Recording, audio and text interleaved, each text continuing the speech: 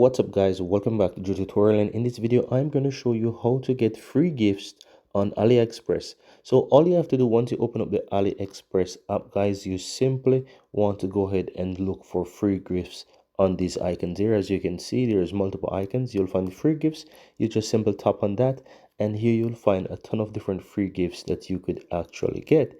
So you just need to go ahead and pick something that you want. Now I'm going to show you how simple it is. So scroll through, find something that you like. So let's say I want to get this mouse right here. I can click on that, and you can see that it says pick, right? It says it's absolutely for free, and you just need to go ahead and click on pick. Now once you do that, it's going to tell you what you need to do in order to continue. It says last step, you just need to shop for one item to get that free gift. So you want to go ahead and just scroll through this section now and just find something that you will be interested in anyways, and so you want to go ahead and purchase that. So let's say I'm scrolling through and I find something that I want. So let's say I want this cable here. I can go ahead and I can say, okay, let me pick this, and I would say I will choose this option here and click add to cart. Now once you do that, you see that you are able to check out. So you can go to checkout, and you will see that you get this item for free actually, while you just pay the price for just one